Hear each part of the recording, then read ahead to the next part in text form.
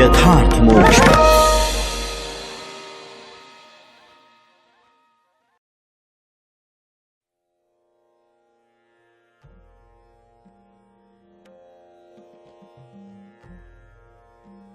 चौथा अध्याय गोकर्णोपाख्यान प्रारंभ।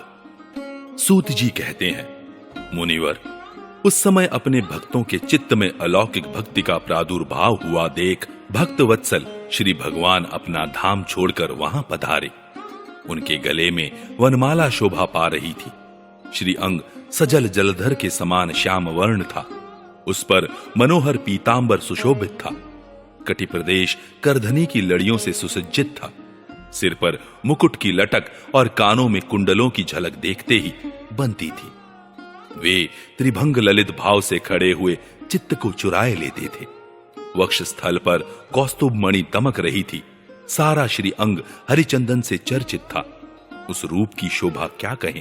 उसने तो मानो करोड़ों कामदेवों की रूप माधुरी छीन ली थी। वे परमानंद चिन्ह मूर्ति मधुराति मधुर मुरलीधर ऐसी अनुपम छवि से अपने भक्तों के निर्मल चित्तों में आविर्भूत हुए। भगवान के नित्य लोक निवासी लीला परिकर उद्धव आदि वहां गुप्त रूप से उस कथा को सुनने के लिए आए हुए थे। प्रभु के प्रकट होते ही चारों ओर जय हो की ध्वनि होने लगी। उस समय भक्ति रस का अद्भुत प्रवाह चला। बार बार अबीर गुलाल और पुष्पों की वर्षा तथा शंख ध्वनि होने लगी। उस सभा में जो लोग बैठे थे उन्हें अपने देह गेह और आत्मा की भी कोई सुधि न रही। उनकी ऐसी तन्मयता देख नारद जी कहने लगे, मुनीश्वर गण, आज सप्ताह श्रवण की मैंने यह बड़ी ही अलौकिक महिमा देखी। यहां तो जो बड़े मूर्ख दुष्ट और पशु पक्षी भी हैं, वे सभी अत्यंत निष्पाप हो गए हैं। अतः इसमें संदेह नहीं कि कली काल में चित्त की शुद्धि के लिए इस भागवत कथा के समान मर्त्यलोक में पाप पुंज का नाश करने वाला कोई दूसरा पवित्र साधन नहीं है। मुनिवर, आप लोग बड़े कृपालु हैं। आपने संसार के कल्याण का विचार करके यह बिल्कुल निराला ही मार्ग निकाला है। आप कृपया यह तो बताइए कि इस कथा रूप सप्ताह यज्ञ के द्वारा संसार में कौन कौन लोग पवित्र हो जाते हैं। सनकादि ने कहा, जो लोग सदा तरह तरह के पाप किया करते हैं, निरंतर दुराचार में ही तत्पर रहते हैं और उल्टे मार्गों से चलते हैं, तथा जो क्रोधाग्नि से जलते रहने वाले कुटिल और काम परायण हैं, वे सभी इस कलियुग में सप्ताह यज्ञ से पवित्र हो जाते हैं। जो सत्य से च्युत, माता पिता की निंदा करने वाले, तृष्णा के मारे व्याकुल, आश्रम धर्म से रहित, दंभी, दूसरों की उन्नति देखकर कुढ़ने वाले और दूसरों को दुख देने वाले हैं, वे भी कलियुग में सप्ताह यज्ञ से पवित्र हो जाते हैं। जो मदिरापान, ब्रह्म हत्या, सुवर्ण की चोरी, गुरु स्त्री गमन और विश्वासघात, ये 5 महापाप करने वाले, छल छद्म परायण, क्रूर, पिशाचों के समान निर्दयी, ब्राह्मणों के धन से पुष्ट होने वाले और व्यभिचारी हैं, वे भी कलियुग में सप्ताह यज्ञ से पवित्र हो जाते हैं। जो दुष्ट आग्रह पूर्वक सर्वदा मन, वाणी या शरीर से पाप करते रहते हैं, दूसरे के धन से ही पुष्ट होते हैं तथा मलिन मन और दुष्ट हृदय वाले हैं, वे भी कलियुग में सप्ताह यज्ञ से पवित्र हो जाते हैं। नारद जी, अब हम तुम्हें इस विषय में एक प्राचीन इतिहास सुनाते हैं। उसके सुनने से ही सब पाप नष्ट हो जाते हैं। पूर्व काल में तुंगभद्रा नदी के तट पर एक अनुपम नगर बसा हुआ था। वहां सभी वर्णों के लोग अपने अपने धर्मों का आचरण करते हुए सत्य और सत्कर्मों में तत्पर रहते थे। उस नगर में समस्त वेदों का विशेषज्ञ और श्रौत स्मार्त कर्मों में निपुण एक आत्मदेव नामक ब्राह्मण रहता था। वह साक्षात दूसरे सूर्य के समान तेजस्वी था। उसकी प्यारी पत्नी धुंधुली, कुलीन एवं सुंदरी होने पर भी सदा अपनी बात पर अड़ जाने वाली थी। उसे लोगों की बात करने में सुख मिलता था। स्वभाव था क्रूर, प्राय कुछ न कुछ बकवाद करती रहती थी। गृह कार्य में निपुण थी, कृपण थी और थी झगड़ालू भी। इस प्रकार ब्राह्मण दंपति प्रेम से अपने घर में रहते और विहार करते थे। उनके पास अर्थ और भोग विलास की सामग्री बहुत थी। घर द्वार भी सुंदर थे, परंतु उससे उन्हें सुख नहीं था। जब अवस्था बहुत ढल गई तब उन्होंने संतान के लिए तरह तरह के पुण्य कर्म आरंभ किए और वे दीन दुखियों को गौ, पृथ्वी, सुवर्ण और वस्त्रादि दान करने लगे। इस प्रकार धर्म मार्ग में उन्होंने अपना आधा धन समाप्त कर दिया, तो भी उन्हें पुत्र या पुत्री किसी का भी मुख देखने को न मिला। इसलिए अब वह ब्राह्मण बहुत ही चिंतातुर रहने लगा। एक दिन वह ब्राह्मण देवता बहुत दुखी होकर घर से निकलकर वन को चल दिया। दोपहर के समय उसे प्यास लगी, इसलिए वह एक तालाब पर आया। संतान के अभाव के दुख ने उसके शरीर को बहुत सुखा दिया था, इसलिए थक जाने के कारण जल पीकर वह वहीं बैठ गया। 2 घड़ी बीतने पर वहां एक सन्यासी महात्मा आए।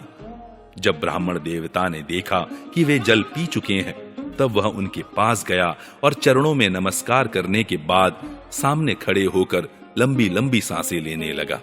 सन्यासी ने पूछा, कहो ब्राह्मण देवता, रोते क्यों हो? ऐसी तुम्हें क्या भारी चिंता है?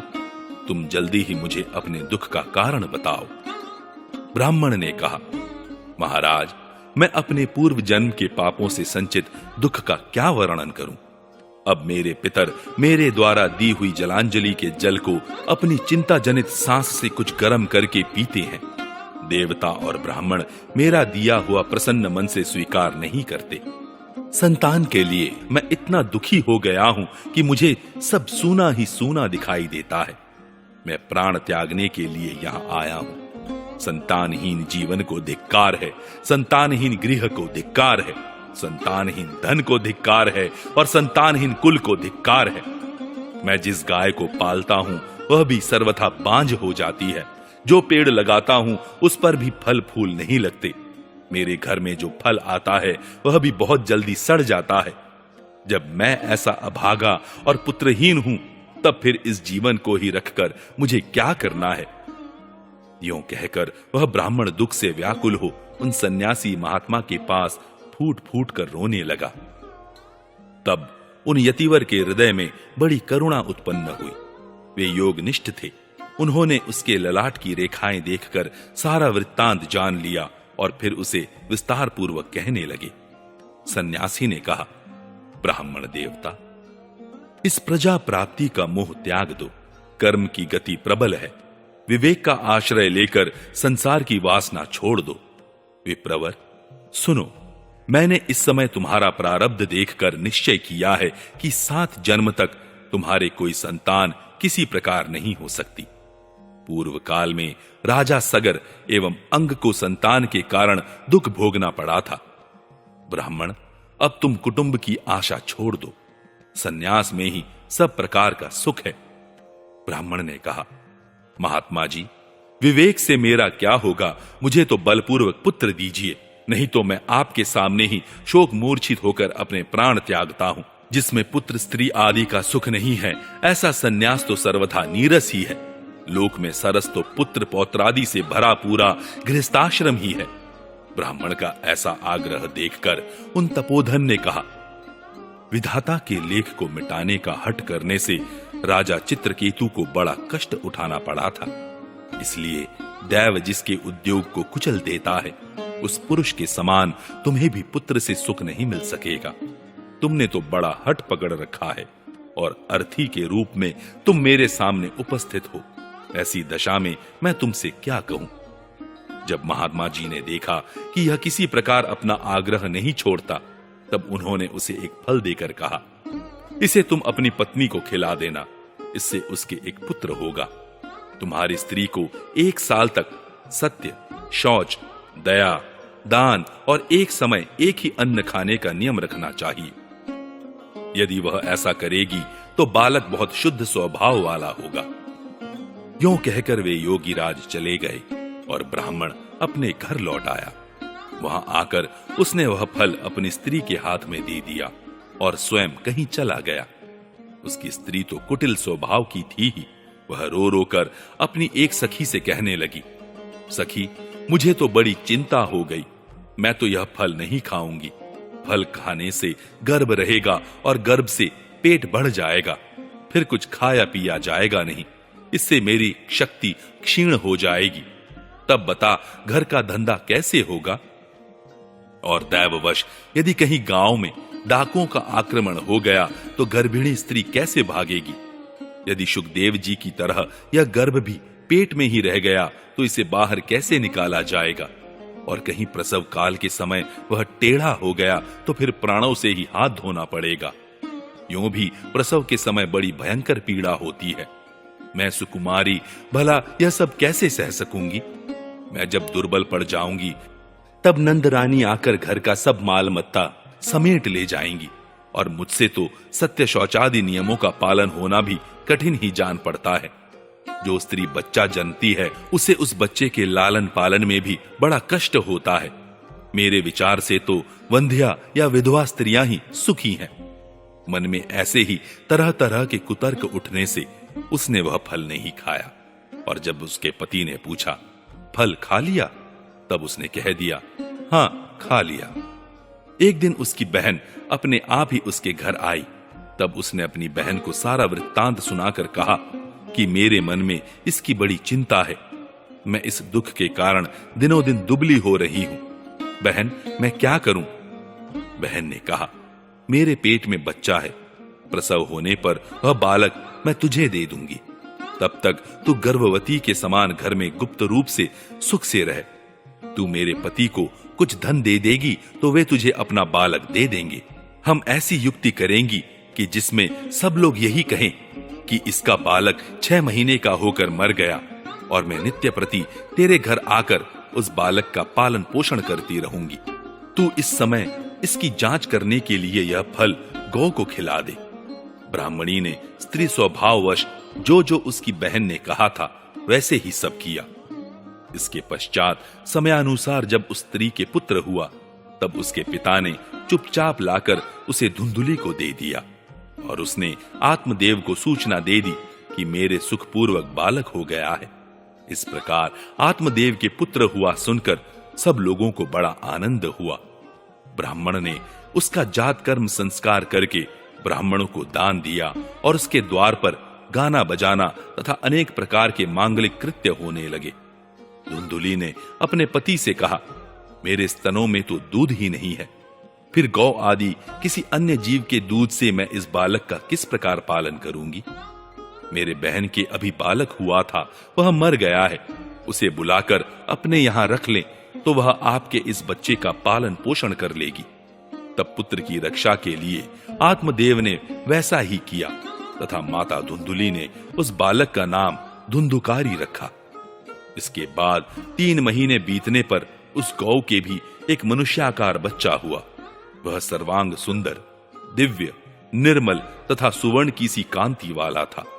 उसे देखकर ब्राह्मण देवता को बड़ा आनंद हुआ और उसने स्वयं ही उसके सब संस्कार किए। इस समाचार से और सब लोगों को भी बड़ा आश्चर्य हुआ और वे बालक को देखने के लिए आए तथा आपस में कहने लगे, देखो भाई, अब आत्मदेव का कैसा भाग्य उदय हुआ है। कैसे आश्चर्य की बात है कि गौ के भी ऐसा दिव्य रूप बालक उत्पन्न हुआ है। दैव योग से इस गुप्त रहस्य का किसी को भी पता न लगा। आत्मदेव ने उस बालक के गौ के से कान देखकर उसका नाम गोकर्ण रखा। कुछ काल बीतने पर वे दोनों बालक जवान हो गए। उनमें गोकर्ण तो बड़ा पंडित और ज्ञानी हुआ, किंतु धुंधुकारी बड़ा ही दुष्ट निकला। स्नान शौचादि ब्राह्मणोचित आचारों का उसमें नाम भी न था और न खान पान का ही कोई परहेज था। क्रोध उसमें बहुत बढ़ा चढ़ा था। वह बुरी बुरी वस्तुओं का संग्रह किया करता था। मुर्दे के हाथ से छुआया हुआ अन्न भी खा लेता था। दूसरों की चोरी करना और सब लोगों से द्वेष बढ़ाना उसका स्वभाव बन गया था। छिपे छिपे वह दूसरों के घरों में आग लगा देता था। दूसरों के बालकों को खेलने के लिए गोद में लेता और उन्हें चट कुएं में डाल देता। हिंसा का उसे व्यसन सा हो गया था। हर समय वह अस्त्र शस्त्र धारण किए रहता और बेचारे अंधे और दीन दुखियों को व्यर्थ तंग करता। चांडालों से उसका विशेष प्रेम था। बस हाथ में फंदा लिए कुत्तों की टोली के साथ शिकार की टोह में घूमता रहता। वेश्याओं के जाल में फंसकर उसने अपने पिता की सारी संपत्ति नष्ट कर दी। एक दिन माता पिता को मार पीट कर घर के सब बर्तन भांडे उठा ले गया। इस प्रकार जब सारी संपत्ति स्वाहा हो गई, तब उसका कृपण पिता फूट फूट कर रोने लगा और बोला, इससे तो इसकी मां का बांझ रहना ही अच्छा था। कुपुत्र तो बड़ा ही दुखदाई होता है। अब मैं कहां रहूं, कहां जाऊं, मेरे इस संकट को कौन काटेगा? हाय, मेरे ऊपर तो बड़ी विपत्ति आ पड़ी है। इस दुख के कारण अवश्य मुझे एक दिन प्राण छोड़ने पड़ेंगे। उसी समय परम ज्ञानी गोकर्ण जी वहां आए और उन्होंने पिता को वैराग्य का उपदेश करते हुए बहुत समझाया। वे बोले, पिताजी, यह संसार असार है। यह अत्यंत दुख रूप और मोह में डालने वाला है। पुत्र किसका, धन किसका? स्नेहवान पुरुष रात दिन दीपक के समान जलता रहता है। सुख न तो इंद्र को है और न चक्रवर्ती राजा को ही। सुख है तो केवल विरक्त एकांत जीवी मुनि को। यह मेरा पुत्र है, इस अज्ञान को छोड़ दीजिए। मोह से नरक की प्राप्ति होती है। यह शरीर तो नष्ट होगा ही, इसलिए सब कुछ छोड़कर वन में चले जाइए। गोकर्ण के वचन सुनकर आत्मदेव वन में जाने के लिए तैयार हो गया और उनसे कहने लगा, बेटा, वन में रहकर मुझे क्या करना चाहिए, यह मुझसे विस्तार पूर्वक कहो। मैं बड़ा मूर्ख हूं। अब तक कर्मवश स्नेह पाश में बंधा हुआ अपंग की भांति इस घर रूप अंधेरे कुएं में ही पड़ा रहा हूं। तुम बड़े दयालु हो, इससे मेरा उद्धार करो। गोकर्ण ने कहा, पिताजी, यह शरीर हड्डी, मांस और रुधिर का पिंड है। इसे आप मैं मानना छोड़ दें और स्त्री पुत्रादि को अपना कभी न माने। इस संसार को रात दिन क्षणभंगुर देखे। इसकी किसी भी वस्तु को स्थायी समझकर उसमें राग न करें। बस एकमात्र वैराग्य रस के रसिक होकर भगवान की भक्ति में लगे रहें। भगवत जन ही सबसे बड़ा धर्म है। निरंतर उसी का आश्रय लिए रहें। अन्य सब प्रकार के लौकिक धर्मों से मुख मोड़ लें। सदा साधु जनों की सेवा करें।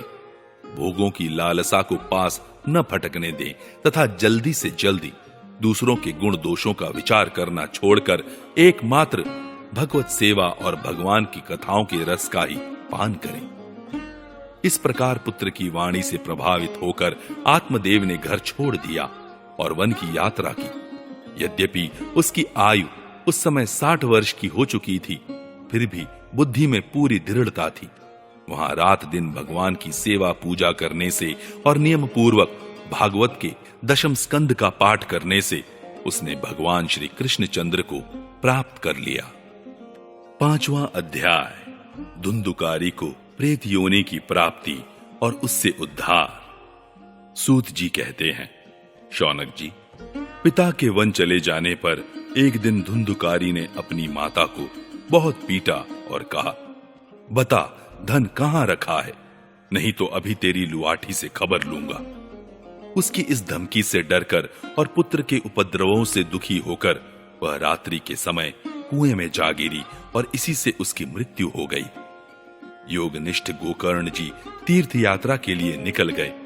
उन्हें इन घटनाओं से कोई सुख या दुख नहीं होता था, क्योंकि उनका न कोई मित्र था न शत्रु। धुंधुकारी 5 वेश्याओं के साथ घर में रहने लगा। उनके लिए भोग सामग्री जुटाने की चिंता ने उसकी बुद्धि नष्ट कर दी और वह नाना प्रकार के अत्यंत क्रूर कर्म करने लगा। एक दिन उन कुलटाओं ने उससे बहुत से गहने मांगे। वह तो काम से अंधा हो रहा था। मौत की उसे कभी याद नहीं आती थी। बस उन्हें जुटाने के लिए वह घर से निकल पड़ा। वह जहां तहां से बहुत सा धन चुराकर घर लौट आया तथा उन्हें कुछ सुंदर वस्त्र और आभूषण लाकर दिए। चोरी का बहुत माल देखकर रात्रि के समय स्त्रियों ने विचार किया कि यह नित्य ही चोरी करता है, इसलिए इसे किसी दिन अवश्य राजा पकड़ लेगा। राजा यह सारा धन छीनकर इसे निश्चय ही प्राण दंड देगा। जब एक दिन इसे मरना ही है, तब हम ही धन की रक्षा के लिए गुप्त रूप से इसको क्यों न मार डालें। इसे मारकर हम इसका माल मता लेकर जहां कहीं चली जाएंगी। ऐसा निश्चय कर उन्होंने सोए हुए धुंधुकारी को रस्सियों से कस दिया और उसके गले में फांसी लगाकर उसे मारने का प्रयत्न किया। इससे जब वह जल्दी न मरा तो उन्हें बड़ी चिंता हुई। तब उन्होंने उसके मुख पर बहुत से दहकते अंगारे डाले। इससे वह अग्नि की लपटों से बहुत छटपटाकर मर गया। उन्होंने उसके शरीर को एक गड्ढे में डालकर गाड़ दिया। सच है, स्त्रियां प्रायः बड़ी दुस्साहसी होती हैं। उनके इस कृत्य का किसी को भी पता न चला। लोगों के पूछने पर कह देती थी कि हमारे प्रियतम पैसे के लोभ से अब की बार कहीं दूर चले गए हैं, इसी वर्ष के अंदर लौट आएंगे। बुद्धिमान पुरुष को दुष्टा स्त्रियों का कभी विश्वास न करना चाहिए। जो मूर्ख इनका विश्वास करता है उसे दुखी होना पड़ता है। इनकी वाणी तो अमृत के समान कामियों के हृदय में रस का संचार करती है, किंतु हृदय छुरे की धार के समान तीक्ष्ण होता है। भला इन स्त्रियों का कौन प्यारा है? वे कुलटाएं धुंधुकारी की सारी संपत्ति समेटकर वहां से चंपत हो गईं। उनके ऐसे न जाने कितने पति थे और धुंधुकारी अपने कुकर्मों के कारण भयंकर प्रेत हुआ। वह बवंडर के रूप में सर्वदा 10 दिशाओं में भटकता रहता था तथा शीत घाम से संतप्त और भूख प्यास से व्याकुल होने के कारण हा दैव चिल्लाता रहता था, परंतु उसे कहीं भी कोई आश्रय न मिला। कुछ काल बीतने पर गोकर्ण ने भी लोगों के मुख से धुंधुकारी की मृत्यु का समाचार सुना। तब उसे अनाथ समझकर उन्होंने उसका गया जी में श्राद्ध किया और भी जहां जहां वे जाते थे उसका श्राद्ध अवश्य करते थे। इस प्रकार घूमते घूमते गोकर्ण जी अपने नगर में आए और रात्रि के समय दूसरों की दृष्टि से बचकर सीधे अपने घर के आंगन में सोने के लिए पहुंचे। वहां अपने भाई को सोया देख आधी रात के समय धुंधुकारी ने अपना बड़ा विकट रूप दिखाया। वह कभी भेड़ा, कभी हाथी, कभी भैंसा, कभी इंद्र और कभी अग्नि का रूप धारण करता। अंत में वह मनुष्य के आकार में प्रकट हुआ।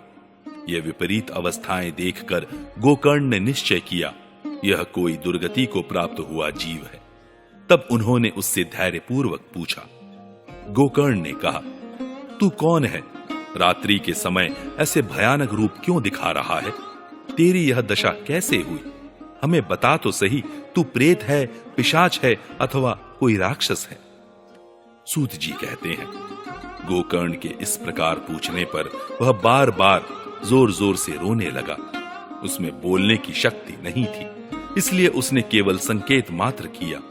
तब गोकर्ण ने अंजलि में जल लेकर उसे अभिमंत्रित करके उस पर छिड़का। इससे उसके पापों का कुछ शमन हुआ और वह इस प्रकार कहने लगा। प्रेत बोला, मैं तुम्हारा भाई हूं, मेरा नाम है धुंधुकारी। मैंने अपने ही दोष से अपना ब्राह्मणत्व नष्ट कर दिया।